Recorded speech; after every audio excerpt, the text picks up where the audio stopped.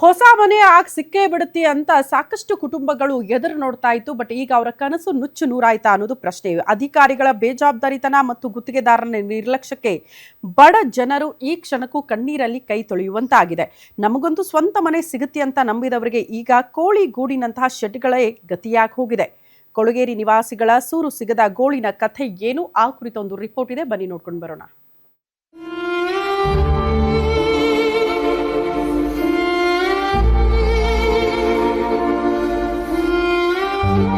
ಈ ದೃಶ್ಯಗಳನ್ನ ನೋಡಿದ್ರೆ ಎಂಥವರಿಗೂ ಮನಸ್ಸು ಚುರುಕೆನ್ನದೇ ಇರದು. ಕೋಳಿಗೂಡಿನಂತಹ ಮನೆಗಳಲ್ಲಿ ಜನರು ವಾಸಿಸ್ತಾ ಇರೋದು ಈ ವ್ಯವಸ್ಥೆಯ ಅವ್ಯವಸ್ಥೆಗೆ, ಅಧಿಕಾರಿಗಳ ದುರಾಡಳಿತಕ್ಕೆ ಹಿಡಿದ ಕೈಗನ್ನಡಿಯಾಗಿದೆ. ಇದು ಬಸವ ಕಲ್ಯಾಣ ನಗರದ ಧರ್ಮ ಪ್ರಕಾಶ್ ಕಾಲೋನಿಯ ಬಡಜನರ ಇಂದಿನ ನೈಜ ಸ್ಥಿತಿ.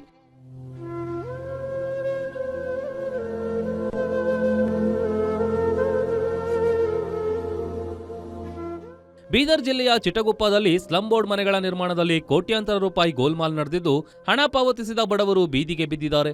ಪ್ರಧಾನಮಂತ್ರಿ ಆವಾಸ್ ಬರೋಬ್ಬರಿ 1352 ಮನೆಗಳು ಮಂಜೂರಾಗಿದ್ವು. ಪ್ರತಿ ಫಲಾನುಭವಿಯಿಂದ 75,000 ರೂಪಾಯಿ ವಂತಿಗೆ ಹಣವನ್ನು ಪಡೆಯಲಾಗಿತ್ತು. ಆದರೆ ಸರ್ಕಾರದಿಂದ 5 ಲಕ್ಷ ರೂಪಾಯಿ ಸಹಾಯಧನದಲ್ಲಿ ಈ ಮನೆಗಳು ನಿರ್ಮಾಣವಾಗಬೇಕಿತ್ತು. ಆದರೆ ಯೋಜನೆ ಜಾರಿಯಾಗಿ 3 ವರ್ಷ ಕಳೆದರೂ ಮನೆಗಳು ಮಾತ್ರ ಪೂರ್ಣಗೊಂಡಿಲ್ಲ. ಹಣ ಕಟ್ಟಿ ಬಡ ಜನ ಕಂಗಾಲಾಗಿದ್ದಾರೆ. ಇವತ್ತು ಮಾಡ್ತಾವ ನಾಳೆ ಮಾಡ್ತಾವ ಪೆಣ್ಣೆ ಹಾಕ್ಬಿಟ್ರೆ ನಮಗೆ ಮಂದಿ ಮನೆ ಕೇಳಿ ಉಳಿದೀವಿ. ಹಾ ಮಾಡ್ಬೇಕು ಮನೆ ನೋಡ್ಬೇಕು, ಹೊಟ್ಟೆ ನೋಡ್ಬೇಕು, ಮನೆ ಕಿರಿಯ ಕುಡಿಬೇಕು. ಇವತ್ತು ಮಾಡ್ತಾ ನಾಳೆ ಮಾಡ್ತಾ ಅಂತೆ ಹಿಂಗದ ಬಿಸಿಲು ನೋಡ್ರಿ ಮ್ಯಾಗಿನ ಹಂಗದ ಬಿಸಿಲು. ನಿಮ್ಮ ಎದುರು ಹಾಕೊಂಡು ಉದ್ಲಿಕ್ಕೆ ಟೆಂಟ್ ಹೊಡೆದು ಹುಡುಗಿರು ನೋಡ್ರಿ ಕೇಳಿ. ಮಾಡ್ಬೇಕು ನೋಡ್ರಿ, ಎಷ್ಟು ತಕ್ಲೀಫ್ ಅದ. ಏನು ಬಡ್ಡಿ ಕಟ್ಟಬೇಕಾ, ಏನು ಹೊಟ್ಟೆ ಮಾಡಿ ತಿನ್ಬೇಕಾ, ಏನು ಮಾಡ್ಬೇಕು ನಾವು ಗರೀಬ್ ಮನುಷ್ಯರು? ಏನು ಮಂದಿಗೆ ಮನೆ ಕಿರಿಯ ಕುಡಿಬೇಕು ಹೇಳ್ರಿ ನಾವು. ಈಗ 5-6 ವರ್ಷ ಹಿಂಗೆ ತೆಗೆದು ಪೆಂಡಿಂಗ್ ಇದೆ. ಯಾಕಪ್ಪ ಪೆಂಡಿಂಗ್? ಬಸವ ಕಲ್ಯಾಣದ ಬಡವರಿಗೆ ಮನೆ ನೀಡೋದಾಗಿ ಹಣ ಪಡೆದ ಸ್ಲಂ ಬೋರ್ಡ್ 3 ವರ್ಷವಾದರೂ ಸೂರು ನೀಡದೆ ಅವರ ಬದುಕನ್ನ ಬೀದಿಗೆ ತಳ್ಳಿದೆ. ಸುಡುವ ಬಿಸಿಲಿನಲ್ಲಿ ಟಿನ್ ಶೆಡ್ಗಳಲ್ಲೇ ವಾಸಿಸುತ್ತಿರುವ ನೂರಾರು ಕುಟುಂಬಗಳು ಅಧಿಕಾರಿಗಳ ನಿರ್ಲಕ್ಷ್ಯಕ್ಕೆ ಕಣ್ಣೀರು ಹಾಕ್ತಿವೆ. ವಾಸಿಸಲು ಸೂಕ್ತ ಜಾಗವಿಲ್ಲದೆ ಕೋಳಿಗೂಡಿನಂತಹ ಶೆಡ್ಗಳಲ್ಲಿ ವೃದ್ಧರು ಹಾಗೂ ಮಕ್ಕಳನ್ನ ಕಟ್ಕೊಂಡು ವಾಸಿಸುತ್ತಿದ್ದಾರೆ.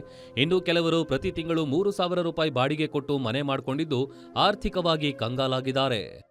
ಇದು ಈಟೆ ಕಟ್ಟು 2 ವರ್ಷ ಆಗ್ಲತ್ತ, ಈಟಕ್ಕೆ ನಿಂತದ್ರಿ. ಪೂರಾ 10 ಹಂಗೆ ಬಡ್ಡಿಲ್ಲ ರೊಕ್ಕ ತಂದೀವಿ ಸರ್.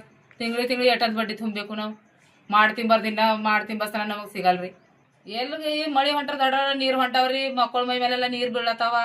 ಹ್ಯಾಂಗ ಮಾಡ್ಬೇಕು? ದಡ ಈ ಕಡೆ ಎಬ್ಬಸ್ ಈ ಕಡೆ ಮುಗಿಸ್ಬೇಕು, ಆ ಕಡೆ ಎಬ್ಬಸ್ ಈ ಕಡೆ ಮುಗಿಸ್ಬೇಕು. ಮಕ್ಕಳು ಹೇಳ್ರಿ ಕಟ್ಕಿ ಪಾರ್ ಅಂತೆಲ್ಲ ಕಟ್ಕಿ ಬಿದ್ದು ತಲೆ ಹೊಡೆದದ್ರಿ ಸರ್. ಹ್ಯಾಂಗ ಮಾಡ್ಬೇಕು? ಹಿಂಗೆ 2 ತಿಂಗಳು 3 ತಿಂಗಳು ಹಿಂಗೆ ಇಕ್ಲತ್ತರ ಹ್ಯಾಂಗ ಮಾಡ್ಬೇಕು ಇವ್ರು? ಒಟ್ನಲ್ಲಿ ಅಧಿಕಾರಿಗಳ ನಿರ್ಲಕ್ಷ್ಯತನದಿಂದ ಬೀದರ್ ಸ್ಲಂ ಬೋರ್ಡ್ನಿಂದ ಬಡವರಿಗೆ ದೊಡ್ಡ ಮೋಸವಾಗಿದೆ. ತಮಗೆ ಸಿಗಬೇಕಾದ ಮನೆ ಸಿಗದೆ ಜನರು ದಿನನಿತ್ಯ ಕಣ್ಣೀರು ಹಾಕ್ತಿದ್ದಾರೆ.